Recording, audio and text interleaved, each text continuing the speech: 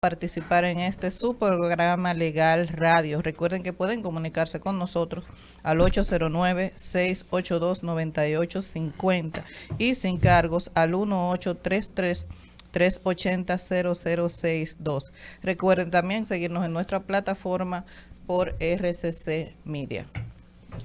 Jorge López Hilario, que vamos a presentar, no solamente me distingue su amistad, sino un ejercicio del derecho acabado.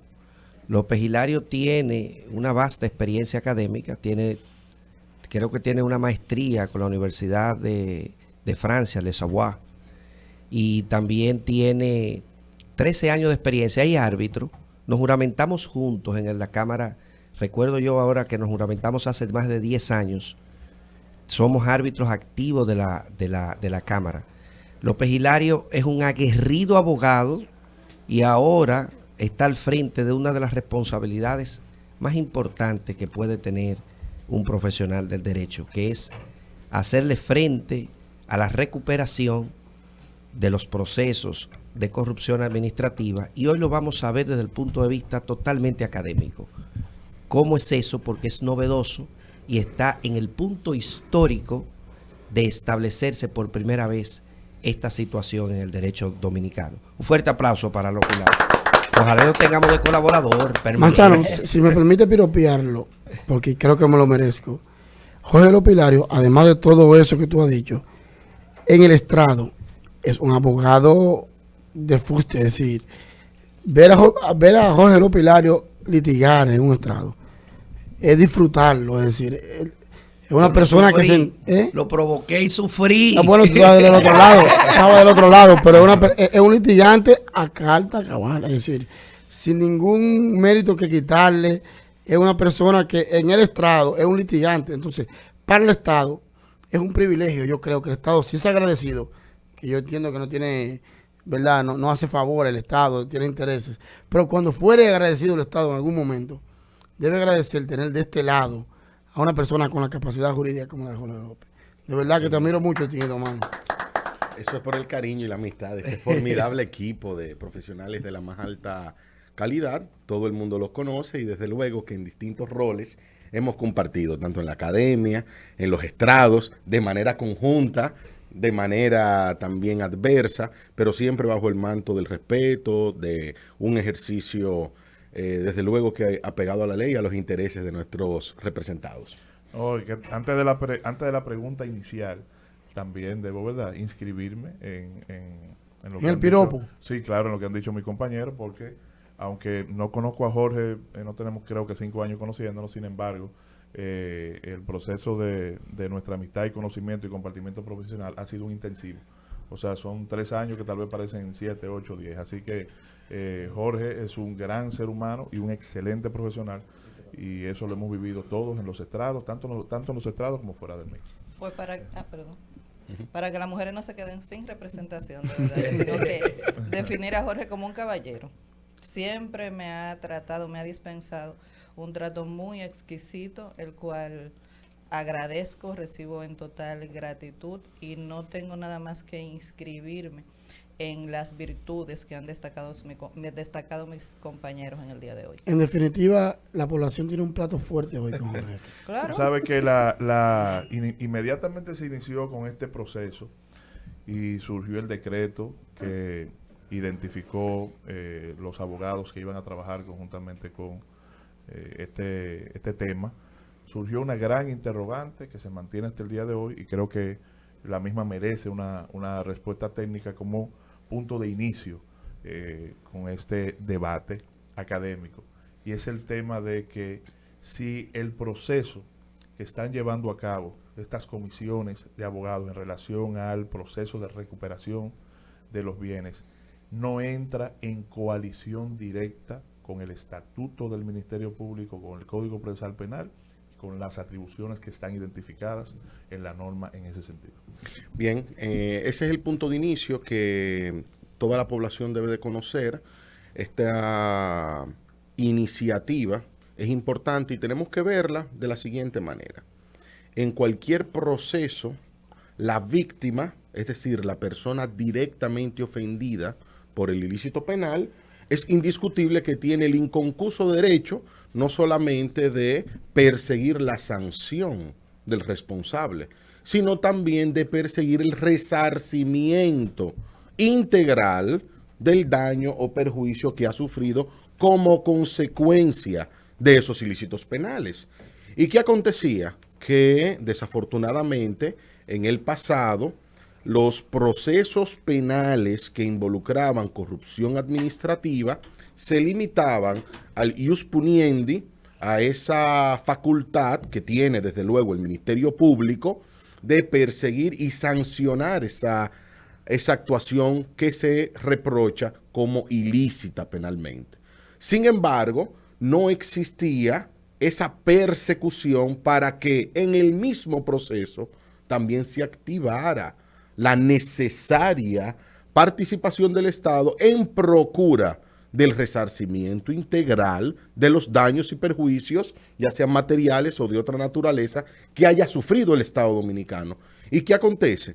Que en este marco de lucha contra la corrupción, impunidad, el presidente de la República dictó un decreto, emitió una de sus facultades, que es apoderar a abogados para que en el ejercicio de esas facultades que prevé la misma norma puedan no solamente perseguir penalmente desde el punto de vista técnico, querellarse, coadyuvar en que esas conductas no queden impunes, sino también el resarcimiento integral de los daños y perjuicios sufridos, y esperamos que se tengan resultados positivos y que evidentemente los bienes que de manera fraudulenta salieron de las arcas del Estado puedan ser reintegrados, incorporados nueva vez al patrimonio del Estado, donde nunca debieron de haber salido de esa manera. Así que la respuesta es: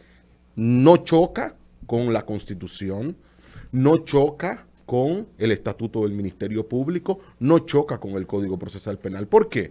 Porque las normas hay que interpretarlas de manera armónica, sistemática, y desde luego que si es el mismo código que habilita a que la víctima sin distinción pueda perseguir y promover el resarcimiento integral de los daños sufridos, si la víctima es el Estado Dominicano, pues desde luego que puede hacerlo. En una de las decisiones, no vamos a mencionar casos particulares, sino decisiones. En una de las decisiones en este contexto, el magistrado de la instrucción estableció que por decisiones del Tribunal Constitucional, así como por la interpretación del Código Procesal Penal, de la Ley de Representación del Estado en actos judiciales, del Estatuto del Ministerio Público, se colige que nada impide que el Estado Dominicano pueda ejercer esa facultad. Y que inclusive un ciudadano dominicano, una fundación o cualquier parte interesada también puede sumarse a los procesos.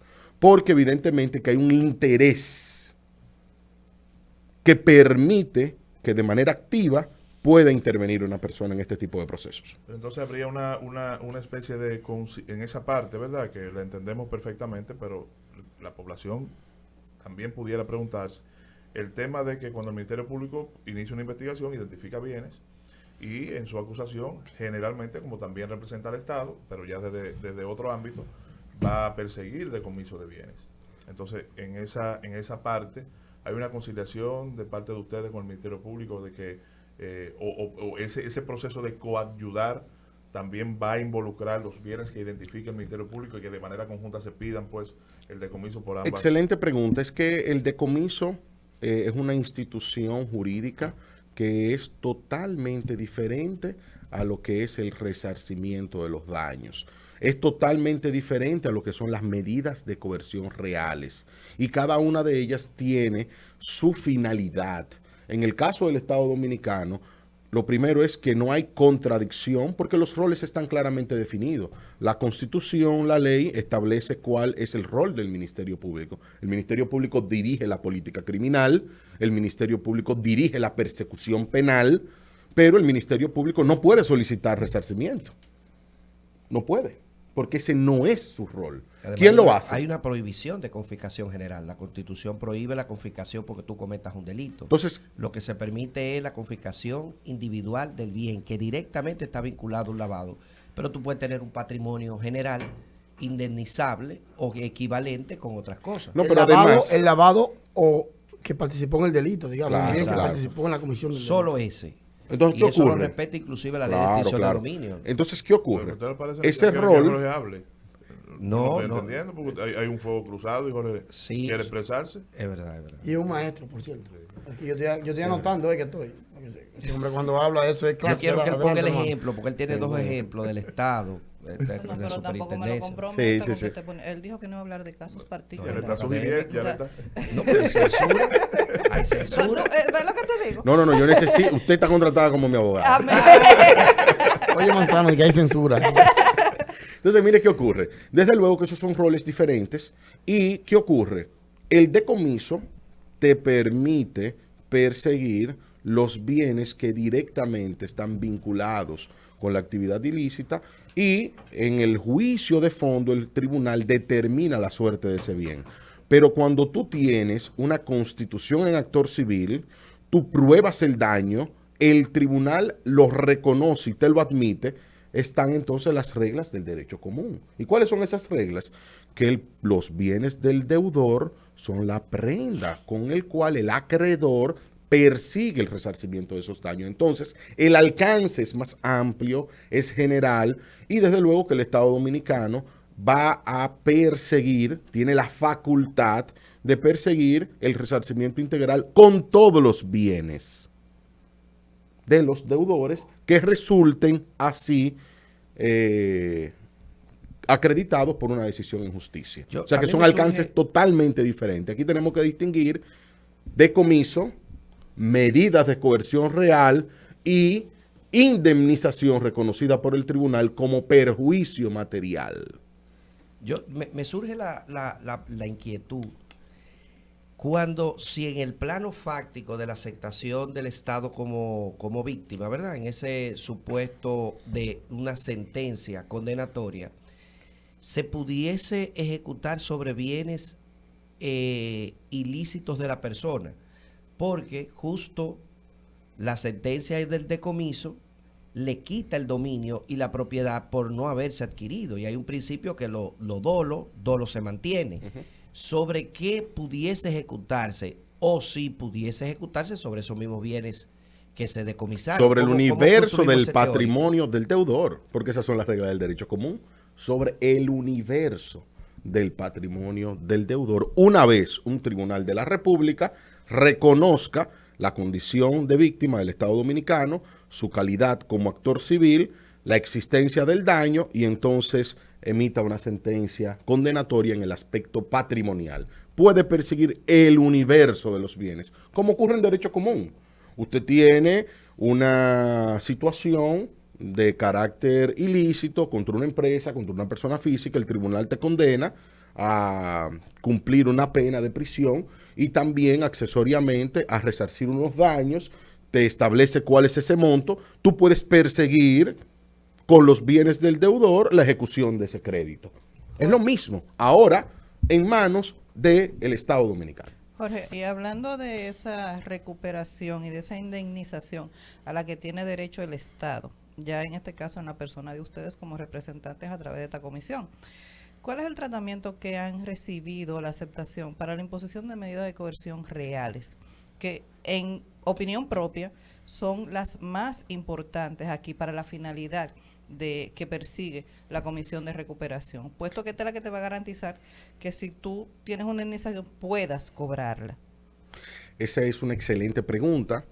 Hace aproximadamente unos 30 días se produjo en el país, a nuestro entender, la primera decisión histórica que reconoce medida de coerción real, embargo conservatorio en términos estrictos, en el marco de la audiencia preliminar y del auto de apertura a juicio, reconociendo precisamente esa facultad que se conjugan los elementos que establece la norma para su imposición y desde luego que hay interés en preservar que si en el fondo se emite una sentencia que ordene el resarcimiento, pues ya esté garantizado a través de esa medida de coerción real. Así que eso es perfectamente posible. Ese es el interés que se debe procurar en cada uno de los procesos y evidentemente que es una medida idónea, y los jueces que no están tan habituados a este tipo de solicitudes, porque en el marco de los procesos ordinarios lo que la gente quiere observar es prisión y siempre prisión. Y ustedes saben muy bien que una vez dictada la prisión, pues otras medidas no pueden estar de manera simultánea. Así que entendemos que esa será la ruta a seguir, y que los tribunales siempre que observen, primero, la apariencia de buen derecho, la existencia del crédito, la calidad del Estado para intervenir, una evaluación justificada en pruebas de cuál es ese perjuicio y el peligro que existe en que ese patrimonio pueda distraerse para evitar que en el futuro se pueda entonces ejecutar una sentencia e intervenir, pues el tribunal así, en este caso particular, lo dispuso y ordenó esa medida. Todavía estamos esperando la sentencia en físico para leerla, para poder verificar todas las motivaciones, pero en la motivación oral, el tribunal entendió específicamente que es una facultad que es cónsono con el proceso de perseguir un resarcimiento de los daños, y que precisamente la ley lo establece. Lo que tenemos nosotros como abogados es siempre saber el universo de posibilidades que tenemos y saber qué es mejor, tener una persona presa y que dilapide los bienes, o medidas de coerción que garanticen su presencia, pero también que pueda garantizarte en el futuro la ejecución de una sentencia que ordene reparación de daños y perjuicios. Jorge, sin ser, digamos, muy técnico en esta pregunta, yo creo que parte de la doctrina reciente se ha inclinado por el daño moral ante la persona jurídica. Es decir, muchos doctrinarios, y en otros países como Colombia, por ejemplo, y en muchos otros países latinoamericanos, se ha inclinado en optar por reconocer que las personas jurídicas y también, digamos, los colectivos en sentido general pueden sufrir daños morales y daños materiales que deben ser económicamente resarcidos por aquel que ha cometido un ilícito, que ha cometido un delito. El Estado dominicano en este aspecto se pudiera ver, digamos, enjaulado en esta tesis y también en la justicia restaurativa. ¿Qué tú opinas de esto de que parte digamos, de la persecución penal procura también restaurar el orden en el momento en que se encontraba, o por lo menos aspirarlo? En el sentido de que si el Estado perdió una cantidad de dinero a propósito de una transacción que pueda venir de la corrupción o de cualquier otro delito, se restaure ese Estado y el Estado, digamos, económico recupere ese valor. ¿Cuál es tu percepción, tu opinión en cuanto a este aspecto? Bien, miren, nuestro sistema legal es bastante sólido y rígido desde el punto de vista de lo que es la responsabilidad civil. En particular, el derecho de las obligaciones. Desde el derecho romano se ha establecido la noción de restitutio in integrum, es decir, la reparación integral del daño sufrido. Yo preferiría no hablar de daño moral, sino de las nociones sólidamente consolidadas en nuestra jurisprudencia, que a la vez es la necesaria interacción con la jurisprudencia de la Corte de Casación francesa por nuestro ordenamiento jurídico de establecer daño material, el lucro cesante, daño emergente y las nociones consolidadas que están, puesto que en este tipo de situaciones tenemos que ser totalmente objetivos y existe una discusión fuerte sobre el tema del perjuicio moral. Entonces, si tú tienes otras herramientas de pacífica, de una forma pacífica, consolidada en la jurisprudencia, es mejor irse pues a lo seguro. ¿Y qué es lo seguro?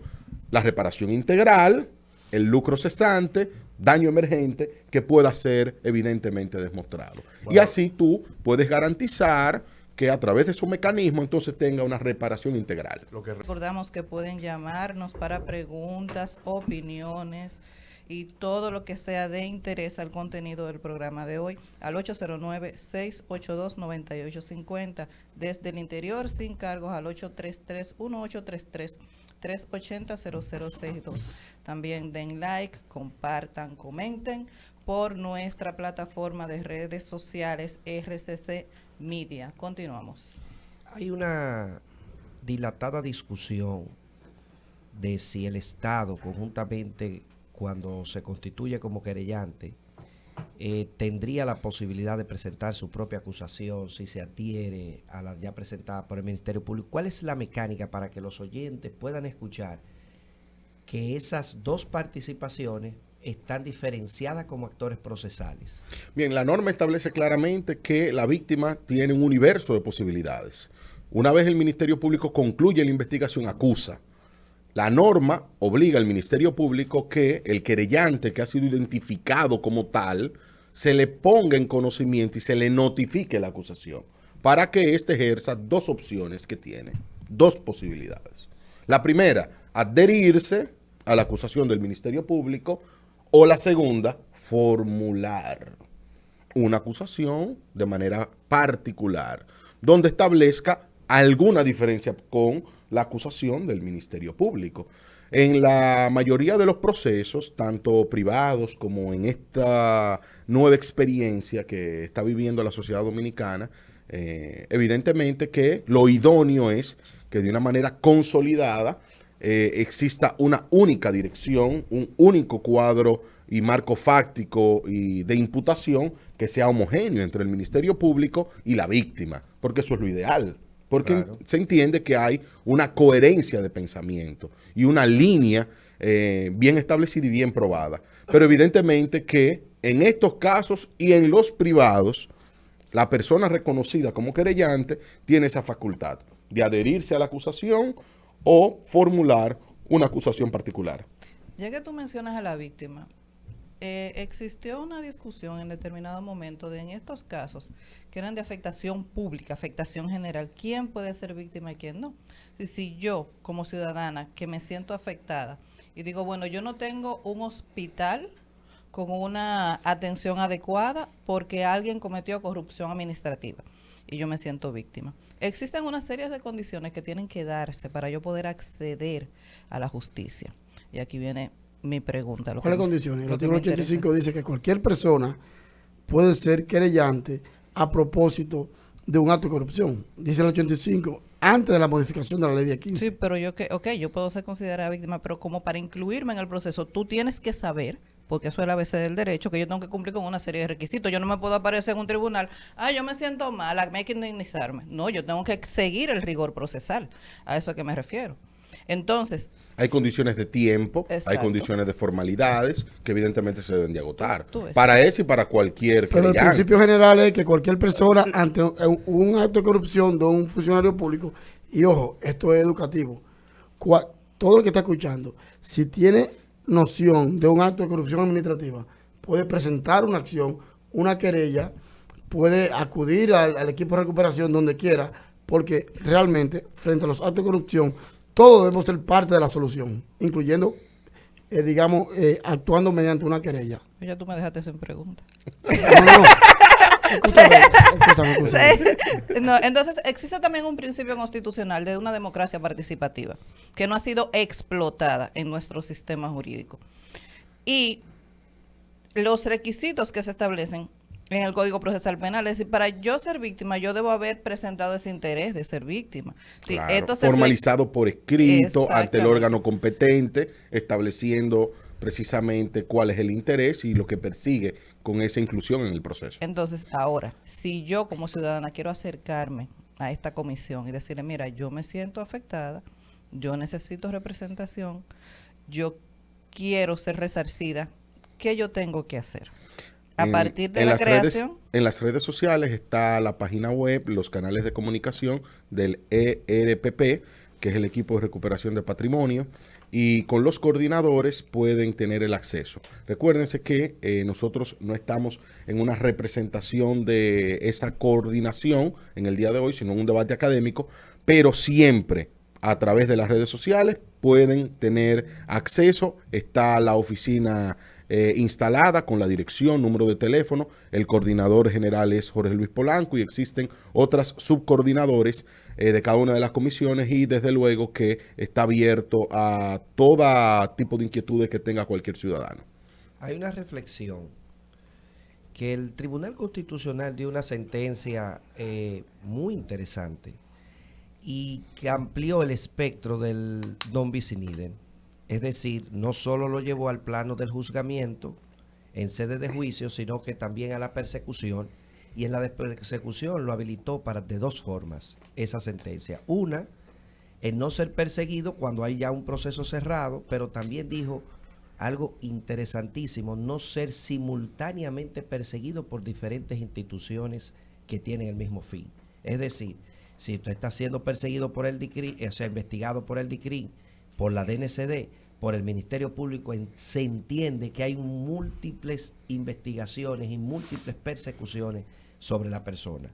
Si hacemos un símil comparativo desde el punto de vista académico, no se pudiese establecer que hay una similitud de múltiples persecuciones desde el punto de vista de que ya el Estado me está persiguiendo penalmente, me está persiguiendo por la vía civil, me está decomisando y al mismo tiempo me está solicitando penas adheridas, sometimiento de prueba, y tengo que defenderme de dos acusaciones materialmente. ¿Cuál es tu opinión sobre eso? Mira, la pregunta que haces nace sobre la noción de que es el mismo Estado, primero representado por el Ministerio Público y luego por la institución particular que adopta participar en el proceso como querellante. Entonces ahí hay dos intereses legalmente protegidos que tienen su cauce procesal.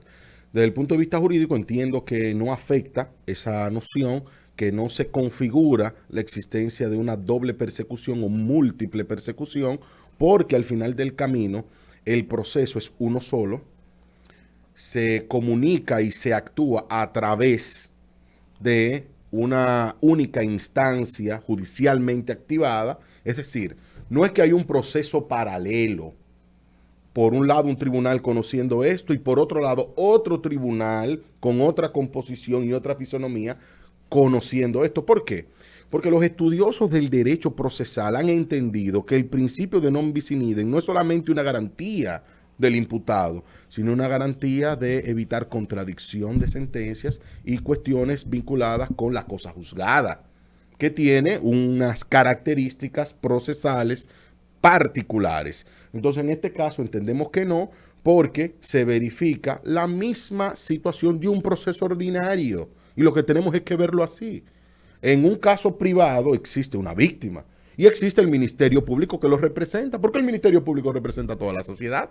Por eso hay acciones que son netamente públicas, hay públicas a instancias privadas y hay unas que son netamente privadas. Entonces, ¿qué ocurre? El Estado Dominicano como víctima interviene en esas condiciones. Agregando, digamos, sin querer, ¿verdad? En este punto, primero también el punto de vista legal, si la ley lo permite. Anterior a la modificación de la ley 1015, el Código Procesal Penal establecía que las instituciones del Estado no pueden ser querellantes. Claramente lo establecía.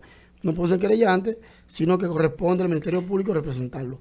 Después de la ley 1015, ¿verdad?, del año 2015, creo que de enero, febrero, 10 de febrero del año 2015, modificó ese aspecto legal y dice que las instituciones públicas pueden ser querellantes. Es decir, el legislador permite que el Estado sea querellante. Digamos en este caso representado por las instituciones particulares. Pero obviamente esto conjugado con un sinnúmero de leyes que dicen que el que tiene personalidad jurídica es el Estado, y hay instituciones que, digamos, el ayuntamiento es una institución pública, puede ser querellante. La lotería, Hacienda, cualquier ministerio no tiene personalidad jurídica, entonces el Estado, como una institución pública, dice ente público, inclusive dice el artículo 85 del Código Procesal Penal, puede ser querellante. Entonces, lo primero que hay que establecer es que la ley permite que el Estado pueda ser querellante, o sea, expresamente. Sí, ahora, la difama, puede hacer una acción privada. Exactamente, por ejemplo. Puede acusar. Entonces, ahora, lo que no hay es doble persecución porque el Estado en ese aspecto no persigue. Quien persigue es el Ministerio Público, el encargado de la persecución es el Ministerio Público. El Estado participa como un querellante cualquiera. Ahora, lo que yo no sé, y quiero que Jorge me explique, es si hay un ejemplo en Latinoamérica o en cualquier parte del mundo del Estado participando en ese sentido. Y en esta modificación que hizo la ley 1015, si esto es una novedad de la República Dominicana o realmente estamos participando en una lógica que ya existía previamente, Jorge. Mira, los códigos procesales tipos, que es de donde nació esta modificación, en otros estados reconocen esa facultad y aquí se modificó precisamente para atender esa necesidad. Tendríamos que buscar los precedentes en estos otros países que comparten el Código Procesal Penal tipo para Iberoamérica, que evidentemente permite y habilita la facultad de intervenir. La noción que siempre está predominando, no solamente aquí, sino en toda la región, es permitir la participación y garantizar que ya sea el Estado o sea un ente ciudadano, tenga acceso a la justicia, tenga un carácter democrático ese acceso a la justicia y que cualquiera pueda requerir esa participación.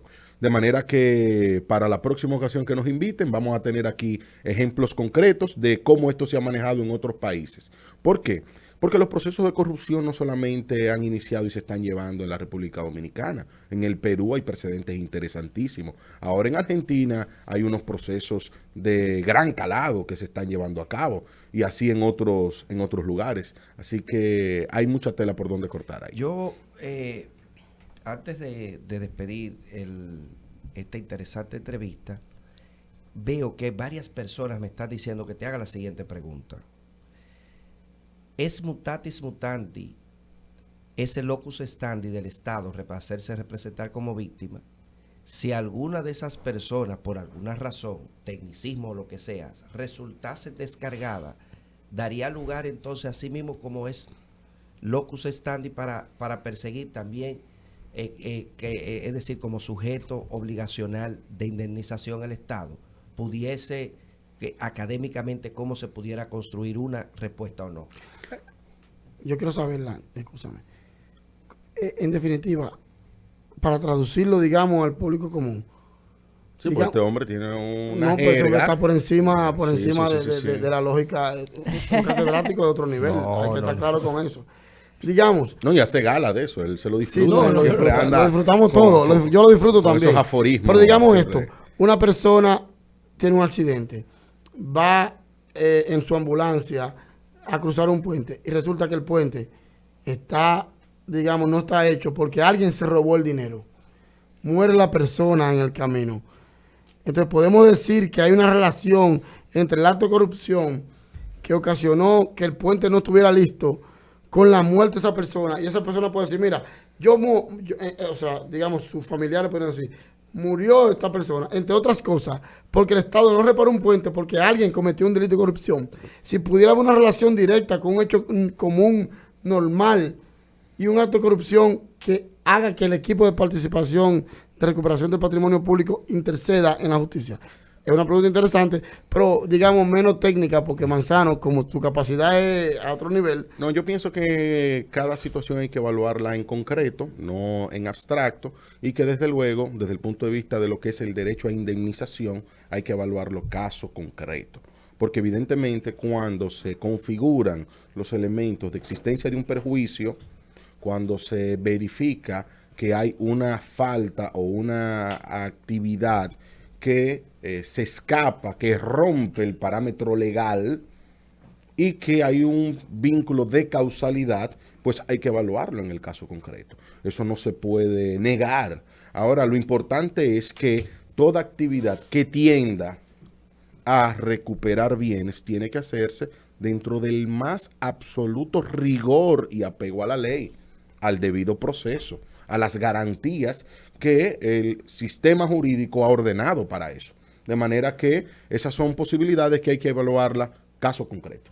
Bueno, creo que el público ha disfrutado esta entrevista, digamos así, casi un diplomado sobre temas de recuperación. En octubre voy a comprometerte con el público. Vamos a tener un programa especial sobre los 20 años para hacer una evaluación con los abogados en ejercicio, jueces, fiscales. Y tú tienes que ser, López, un actor de primerísima línea. Ha estado más de 13 años de ejercicio continuo en eso, y en ese programa te queremos aquí. Cuenten con nosotros. De verdad que te agradecemos el equipo y sobre todo el público. Vamos a despedir a López Hilario y continuamos con el contenido de Legal Radio y con nuestro próximo invitado. Escuchas Legal Radio.